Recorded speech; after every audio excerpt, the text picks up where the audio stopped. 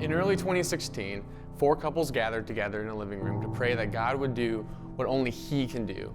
They weren't asking for a little momentum like a man-made lake. They were begging for a movement like a raging sea. They were hoping that the wave of God's inexhaustible grace would crash into college students, business owners, onto families, refugees, young professionals, and empty nesters. They were pleading that a waterfall of God's grace would soak every neighborhood and network of Lincoln. That the scandalous grace of Jesus would break into hard hearts, would heal generational wounds, would restore broken families, and would bring indescribable joy to the hopeless. And that this wouldn't just stop at Lincoln, but would extend to the ends of the earth.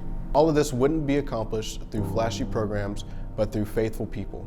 Ordinary, simple, messy people. This waterfall of grace wouldn't just wash the city through people gathering on Sunday, but through people scattering every single day.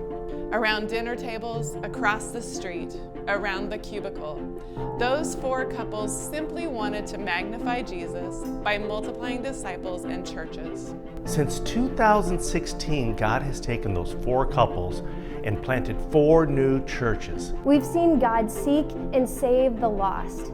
Over 300 people have been baptized. Countless leaders have been raised up and released out.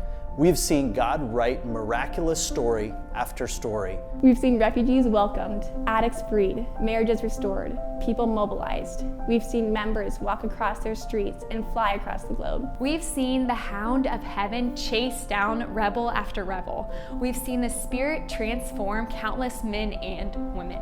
But as thrilling as all of this has been, we're not surprised. This is what God has been doing for thousands of years and what He'll continue to do for thousands more. As thrilling as all of this has been, we're not the ones who have done it. The sovereign vine is used as simple branches to produce beautiful fruit, all for His glory. As thrilling as all of this has been, we know God's not done. In fact, He's just getting started. What if what we've seen God do in these last 5 years is only scratching the surface of what He wants to do? What if in the next 5 years, we saturated every neighborhood and every network in Lincoln?